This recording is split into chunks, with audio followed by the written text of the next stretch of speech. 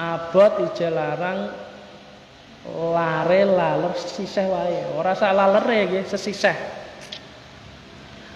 Makane Gusti Allah ora eman donya diwenehno wong kafir sing nguasai tambang-tambang emas, sing nguasai tambang minyak. Kathah wong kafir. Wong Papua wonten tambang emas ya sing nguasai wong Amerika malah nggih. Soale nilainya apa? Nilainya sithik ar-rahim, sithik. Bandingno karo lare laler mau ora ana apa-apane. Ijel lalang lalere siji tok wae, iki sesisa.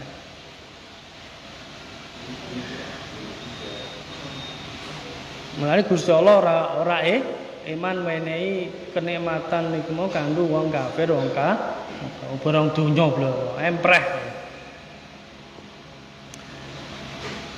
Bahasa niki kita nak diparingi nikmat ingkang alit sing cilik lembut niku mau nggih.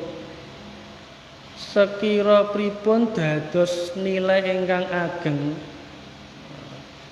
Dadi nikmat sing gedhe nggih di Ar-Rahim mundhak ning gone Ar-Rahman carane pripun?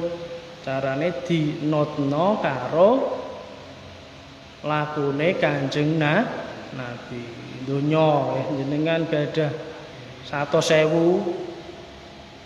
kata apa fitik banget sithik nggih nak didelok donya mau ana emas ana uranium niku mau banget sithik.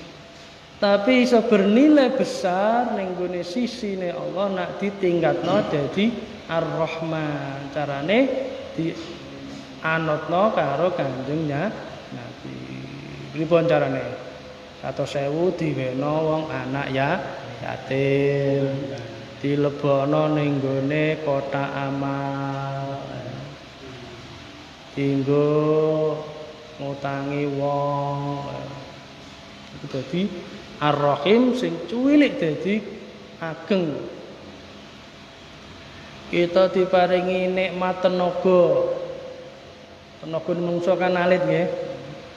Saged dados bernilai besar ning gone ngersane Allah nak dinggo ibadah, dinggo salat 2 rakaat lah.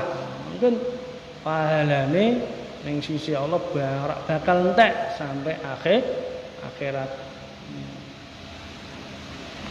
Gadah griya cilik lah 7 kali 9 meter. Nikmat niku iso dadi gedhe nek kita anutna karo Kanjeng Nabi. Terus pun dinggo ibadah, dinggo nggon salat, dinggo maca Quran, dinggo sholawatan nggih. Aja disuwungno kaya kuburan nggih. Gak ana wacan-wacan blas ora ana nggo ngaji. Bareng rame